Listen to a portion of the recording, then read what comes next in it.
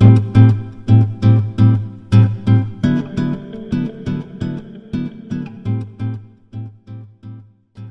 YouTube, welcome back to another video.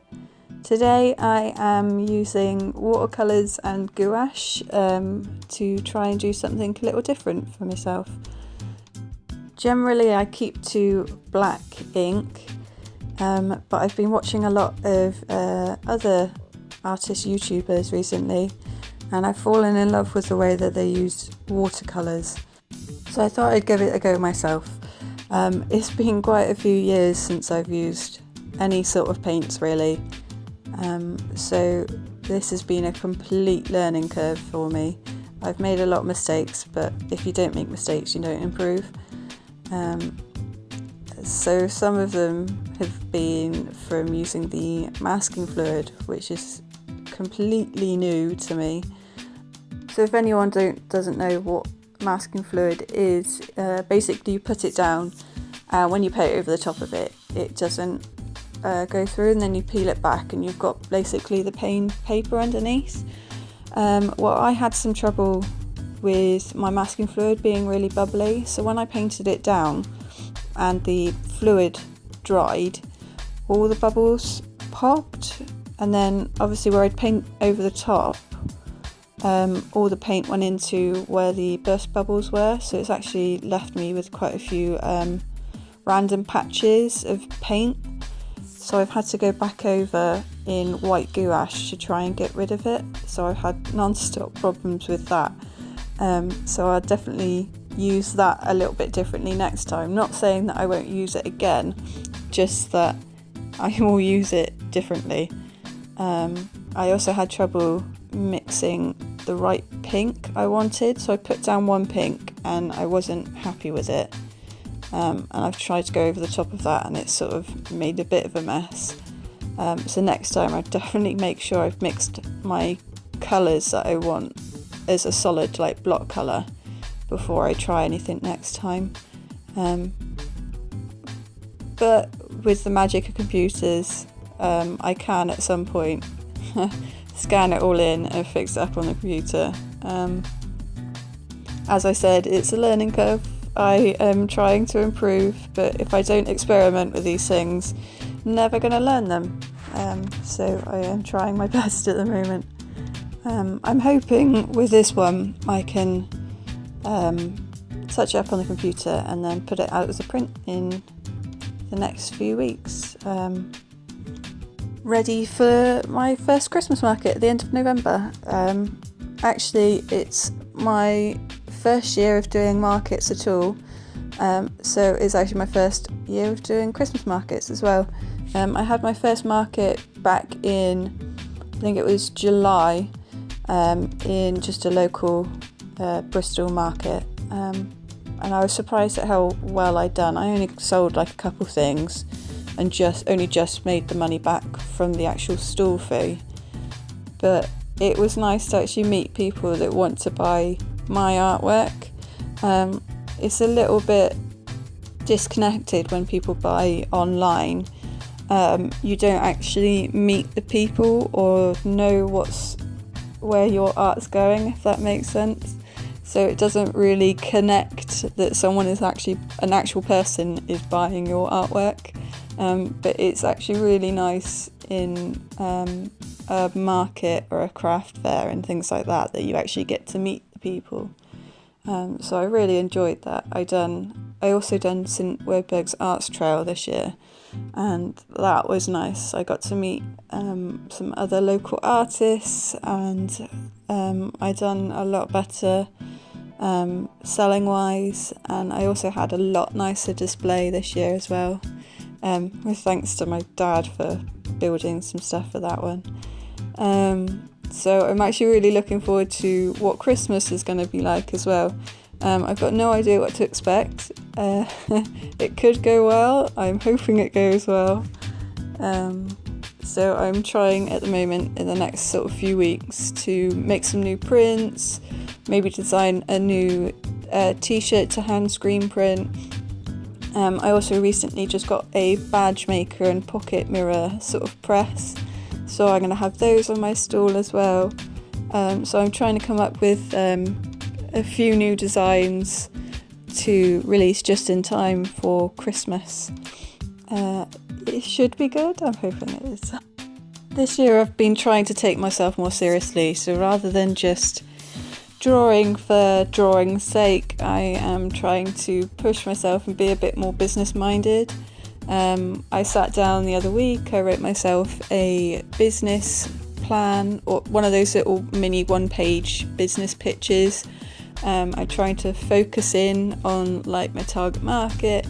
This year has definitely been a year of learning, and I'm looking forward to doing more. As I said, I'm just experimenting, whether that is experimenting with new mediums or trying to experiment in new art styles. I want to work out where I want to be and to sort out my headspace a little bit. I know I want to do freelance art and freelance illustration, but it's trying to work out what direction I want to go in with that. And this whole pushing myself forward in the business has actually really helped that. And I'm looking forward to what happens in the next couple of months and the next year. From starting this year to actually take myself a little bit more seriously. It doesn't sound like a lot, but I've grown a lot from maybe 1 to 2 views on my Etsy shop to having over 100 views a month now. I think I'm hitting onto the 200 views a month, which, as I said, it doesn't sound like a lot, but for me it is. And I think everyone needs to take a personal look at how they view themselves sometimes, and I'm trying not to compare myself to others and to some of my peers, especially in the Bristol Girl Bosses.